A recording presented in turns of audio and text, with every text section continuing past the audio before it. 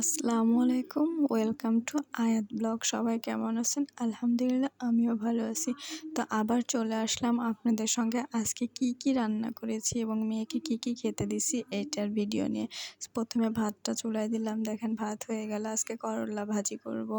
করলা ভাজিতে কাটার পরে একটু লবণ দিয়ে রাখছি, অনেক পানি বের হয়। একটু চটকে নিয়ে কিছুক্ষণ রেখে দিলে অনেকগুলো পানি বের হয়। দেখুন এতগুলো পানি বের হয়েছে। তারপরে পেঁয়াজ রসুন মরিচও কেটে নিয়েছি। এবার কড়াইয়ে তেল দিয়ে পেঁয়াজ দিয়ে দিলাম। পেঁয়াজটা একটু বেশিই দেই করলা ভাজিতে। সঙ্গে মরিচ দিয়ে নাড়াচাড়া করে যখন পেঁয়াজের কাঁচা গন্ধটা চলে যাবে তখন একটু হলুদ দেবো আর সামান্য লবণ দেবো, যেহেতু লবণ আগে থেকেই দেওয়া আছে। পরে আমরা করলাটা দিয়ে দিব, দিয়ে নাড়াচাড়া করে নিয়ে ঢেকে দিয়ে অনেকক্ষণই করলা আস্তে তাপে ভাজে নিতে হয়। পরে দেখুন ঝিঙা ভাজি করব আমি। ঝিঙা ভাজিতেও পানি বের হয় প্রচুর।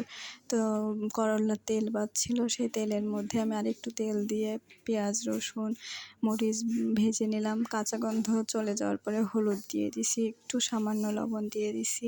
পরে ঝিঙাগুলো দিয়ে দিলাম, দেওয়ার পরে একটু নাড়াচাড়া করে নেব, নিয়ে ঢেকে দেব। ঢাকার পরে যখন সিদ্ধ হয়ে আসবে লবণ দেখছি লবণ একটু কম হয়েছে, আবার লবণ দিলাম। তো এই দেখুন ফাইনাল লুক। আজকে এই 2 রকম তরকারি রান্না করছি মা মেয়ের জন্য। তো সবাই ভালো থাকবেন, সুস্থ থাকবেন। দেখা হবে পরে কোনো এক ব্লগে। ভালো